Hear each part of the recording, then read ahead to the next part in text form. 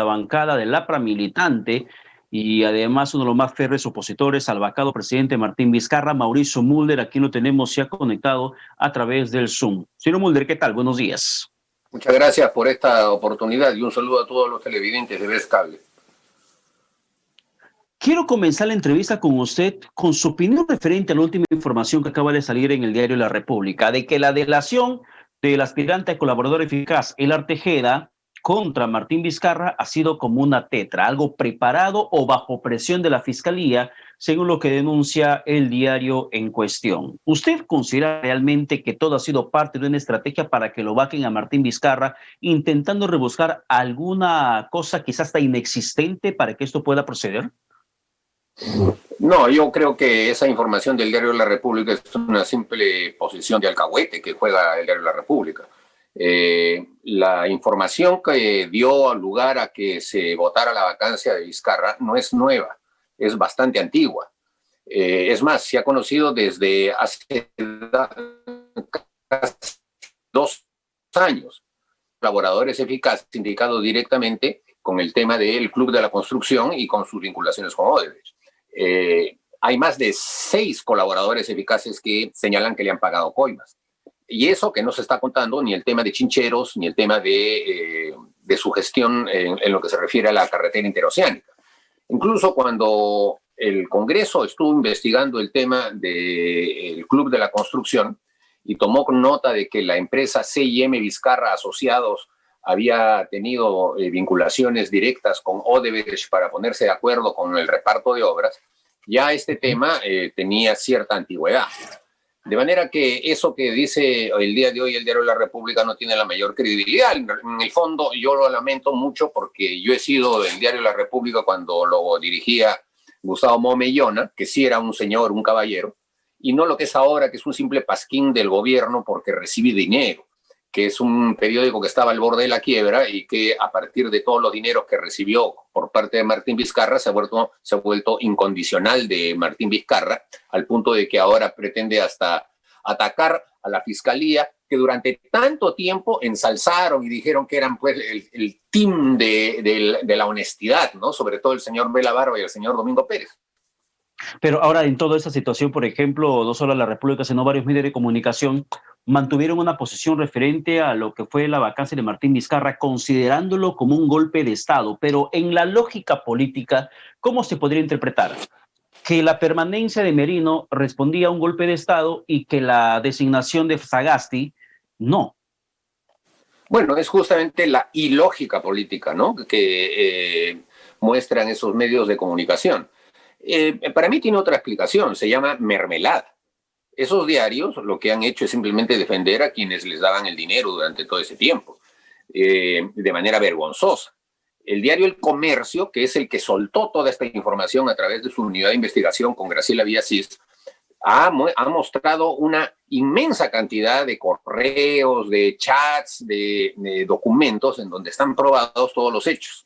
Y en este caso uno podría decir que es raro, ¿no? Porque el propio diario El Comercio, a través del Canal N, que es su diario, y del Canal 4, alentó las marchas contra la vacancia. Entonces, claro, ahí es el típico juego, pues, de escopeta de 2 cañones que ellos hacen y que siempre querían atribuirse a la APRA, ¿no? Pero son ellos los que han tenido ese tipo de manejo.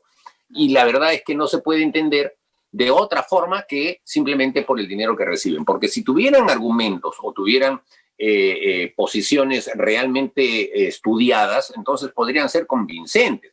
Pero cuando uno escucha a Rosa María Palacios, a Álvarez Rodríguez, decir simplemente sandeces, ¿no? Recordando que ellos fueron fujimoristas a muerte, ¿no? Avalaron el golpe de Estado de Fujimori, trabajaron para Fujimori, votaron por Fujimori, integraron las listas de Fujimori y ahora son supuestamente antifujimoristas, super caviarones. Ese tipo de gente, cuando dice las cosas, no las dice porque las cree, las dice porque reciben. Y eso es justamente lo que los ha determinado como un medio que no tiene credibilidad. Ahora, pero entrando en terreno de Fujimori. Lo que debe decirse es que esos medios, justamente por tener casi más de 100 millones de soles que les ha dado el Estado, sí tienen capacidad de hacer lo que hicieron. Es decir, por ejemplo, convocar a través de las redes a las manifestaciones, porque todos se pusieron al unísono. El Canal 2, que es uno de los canales que más come del Estado peruano, el Canal 2, el Canal 4, el Canal 7, por supuesto, que no jugó para nada lo que dice Sagasti en el sentido de que va a ser un canal plural. No, es un canal que estaba al servicio del gobierno. El Canal 9, ¿no? También todos que recibieron torta publicitaria sí se compraron el pleito de hacer las convocatorias, y como ahora pues es tan fácil a través de las redes difuminar una consigna, eso tuvo un gran éxito, ¿no? La convocatoria. Claro, pero dentro de la convocatoria que surgió a raíz de esas protestas, lo que protestas, ocurrió en esas marchas va a ser de ellos y no del gobierno, porque Merino lo único que hizo fue acatar la Constitución. Él era el presidente del Congreso, vacan al presidente, no le tocaba otra que asumir, no tenía alternativa. pero dentro de esa ola de protestas que se desarrolló durante una semana, por ejemplo, además de la no permanencia de Merino, el no regreso de Vizcarra, según lo que señalaban varios grupos que salieron a manifestarse, también se menciona el tema de la Constitución, y justamente ahí quería llegar con el tema de la mención que usted hace de Alberto Fujimori. La Constitución que nosotros tenemos en estos momentos, la de 93, consideran que tiene que ser desestimada e instaurarse una nueva Constitución mediante Asamblea Constituyente, o mínimamente para esos próximos meses, una segunda urna el 11 de abril, donde la gente pueda marcar por el sí o el no de la permanencia, la vigencia de la actual Constitución. ¿Amerita el panorama político para ese escenario, que ha sido, por cierto, descartado por Sagasti? A mí me parece que eso es una simple copia de la alternativa chilena, ¿no? Falta de originalidad en lo que se refiere a buscar soluciones de fondo. La bandera de la Asamblea Constituyente solo le ha esgrimido la extrema izquierda en nuestro país. Los demás grupos políticos creemos que sí debe modificarse la Constitución del 93. Nosotros creemos que debe recuperarse la Constitución del 79. Incluso así lo hicimos, cuando en el año 2004 y después en el año 2006 impulsamos que los textos fundamentales de la Constitución del 79 se incorporaran a la del 93 mediante el procedimiento de la reforma total. A Fujimori se le ha quitado la firma de esa Constitución. El documento original que redactó la Constituyente del 93 es bastante malo. Y es más, hubo fraude incluso en el tema del referéndum. Pero el texto, que es el que ha regido en los últimos 15, 20 años, es un texto que está susceptible de ser totalmente modificado. Ahí dice la Constitución, hay la reforma total de la Constitución. Y nosotros creemos que lo que hay que hacer es introducirle todos los capítulos que tienen que ver con la presencia del Estado en el ámbito económico, que se quitó en la Constitución del 93. Tiene que introducirse el mecanismo de la planificación, por ejemplo, que fue barrido de la Constitución del 79, y tiene que establecerse mecanismos que fortalezcan la negociación colectiva, la defensa del trabajo, que defienda el derecho humano a la educación, que lo convierta en derecho humano, que impida los monopolios. Esas circunstancias, totalmente de acuerdo, pero mediante mecanismos de reforma constitucional, no con una asamblea constituyente. ¿Por qué? Porque una vez que se instale una asamblea constituyente, como es constituyente, está por encima de los poderes constitutivos, ¿no es cierto? Entonces, va a pasar como en Venezuela, que quienes controlen esa asamblea van a ser un suprapoder por encima del presidente de la República y de los poderes del Estado. Eso es lo que busca la izquierda, esa izquierda comunista. Siempre lo han dicho. Cuando tú les propones, a ver, ¿por qué no agarramos los textos que tú dices y lo ponemos en la Constitución del 93? No quieren.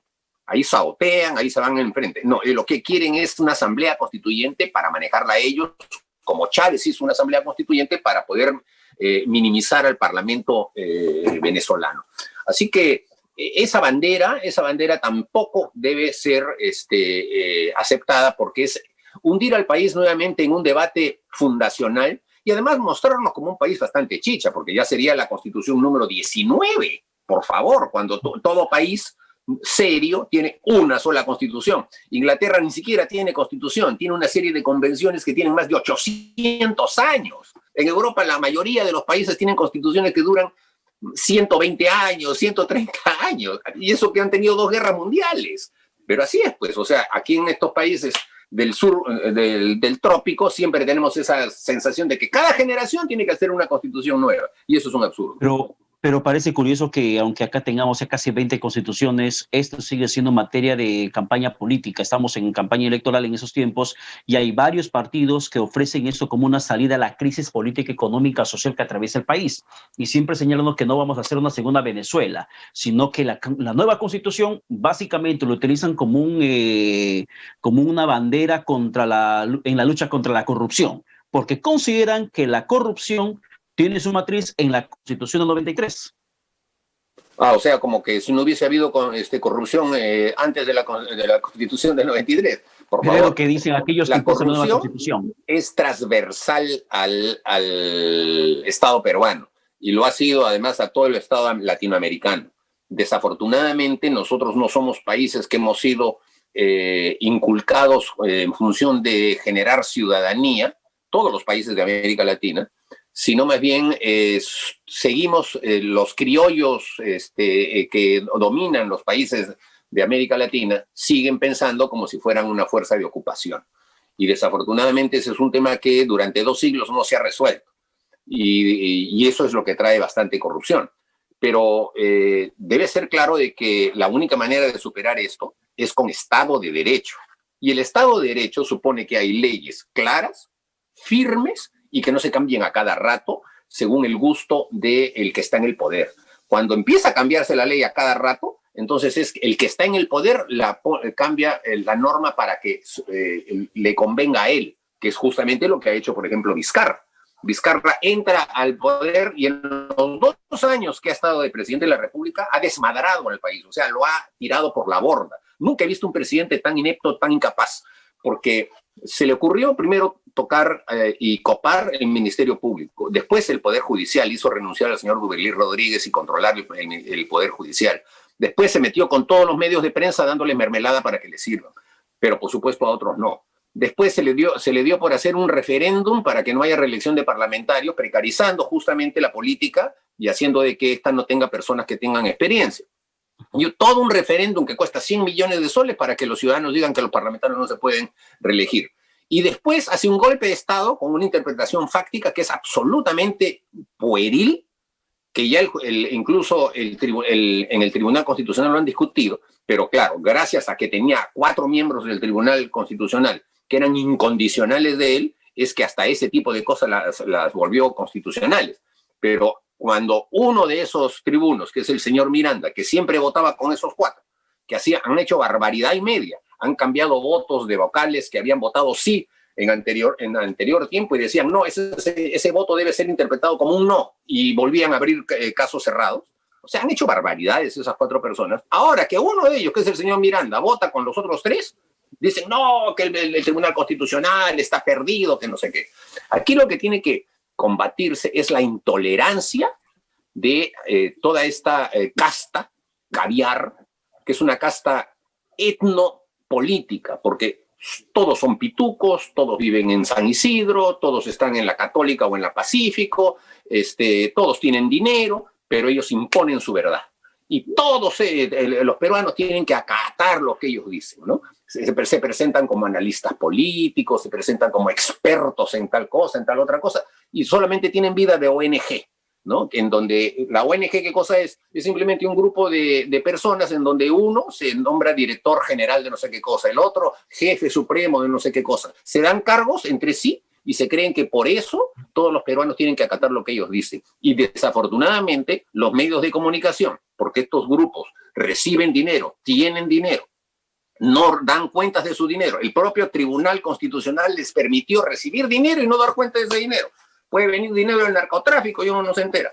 Y con ese dinero ellos domestican a la prensa. Y entonces es así como se está inventando toda una realidad virtual en el país y se lleva a las masas a que se avienten contra la violencia y por supuesto producen los muertos que necesitan para seguir medrando del Estado. Ahora, para terminar, señor Mulder, referente al contexto electoral que se viene, ¿cuál es la expectativa suya que tiene sobre la participación del partido aprista, ya que aquellos que, por ejemplo, alientan estas marchas, estas movilizaciones, consideran que el fujiaprismo, como lo han bautizado, son los responsables directos de la debacle política en el país, son los responsables hasta de cierto punto del grado de inmoralidad política, de corrupción que hay en el Perú? Pero ¿cómo se presenta ante todo ese cargamontón sobre el fujimorismo o el aprismo en tiempos electorales? Bueno, esa estigmatización que se ha buscado también es producto de la prensa, ¿no? Manejada por estos sectores caviares. Ellos siempre han sido antiapristas. Son antiapristas por tradición y por sangre. Por tradición porque todos son hijos de oligarca. Todos tienen apellidos compuestos y viven ¿no? Viajando. Y entonces han heredado de sus padres y abuelos oligarcas el antiaprismo que siempre han tenido, sobre todo el Diario del Comercio y la familia Mero Quesada contra el APRA. Entonces siempre inoculan ese tipo de cosas. Si nosotros estuviéramos muertos, no entiendo por qué se siguen ocupando de nosotros y permanentemente nos atacan, porque saben perfectamente de que un movimiento popular que tiene 90 años y que tiene generaciones que se suceden unas a otras, ellos no la pueden eliminar así nomás. Entonces lo que buscan es estigmatizar, atacar, siempre calumniar. Y nosotros siempre hemos dicho que a más calumnias siempre va a haber más aprismo. Nosotros mantenemos nuestra posición. Y es verdad que hemos sido golpeados. Cuando entró Ollanta Humala, su único objetivo, su única obsesión era hacer que su señora fuera presidenta en el siguiente periodo, en el año 2016. Pero para hacer eso se puso en alianza con el señor Toledo para desprestigiar a Alan García, que era el candidato que tenían que ellos vencer y sabían que en una elección no lo podían hacer, y entonces durante 5 años le dieron duro y parejo, durante 5 años. Y la persecución siguió con el gobierno de Kuczynski y de Vizcarra, al punto de que al final de sus días, Alan García estaba arrinconado, perseguido. ¿Por qué? A ver, hay un colaborador eficaz que en su momento dijo algo en ese momento. Lo que hicieron simplemente fue tratar de convertirlo en un trofeo político. Y Alan García no se dejó. Y eso les duele más todavía. Y entonces nosotros que hicimos el mejor gobierno de la historia del Perú, porque a cualquiera yo reto, y yo pido de que toda la prensa también haga ese reto. ¿Cuál fue el mejor gobierno de la historia del Perú? No hablemos de los presidentes, hablemos de los resultados económicos, sociales, y a ver, ¿cuál es el gobierno en donde más se creció? ¿Cuál es el gobierno donde más se redujo la pobreza? ¿Cuál es el gobierno donde más se construyó escuelas, hospitales, carreteras? Y ahí simplemente les dejo la respuesta a ustedes. No van a poder dar ninguna otra respuesta que decir que fue el gobierno de Alan García. Pero más allá de las estadísticas macroeconómicas de crecimiento que el Perú pudo haber tenido con el señor García, la expectativa suya respecto a la campaña electoral de 2021, ¿creen que el APRA va a tener una buena participación? Sin duda alguna, yo creo que un partido popular como el nuestro, que tiene además cuadros políticos que no se amilanan, va a tener ahora un gran proceso de recuperación, porque ya no está, o por lo menos ya no tienen tanta fuerza estos sectores que han impulsado a través de los organismos electorales el arrinconamiento de los partidos.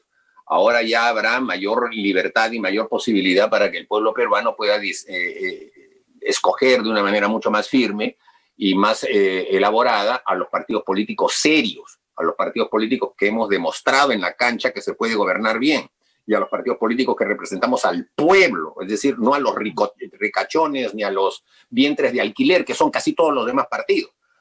¿Qué cosa puede exhibir el señor Forsyth? O sea, ¿quién puede pensar que un ignorante que nunca ha hecho política y que lo han metido en una alcaldía como lo único que hace es tirarle palo a los ambulantes, puede ser presidente? O sea, nadie puede creer eso, todo eso está armado. Entonces la gente que sabe esas cosas, poco a poco se va dando cuenta, y estoy seguro que en esta campaña electoral habrá ocasión de poder justamente explicar claramente de que ese tipo de fantoches no pueden ser, porque si no el Perú se va a seguir hundiendo.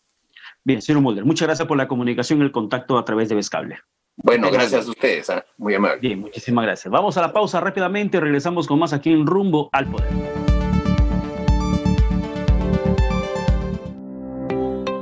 Vezcable Perú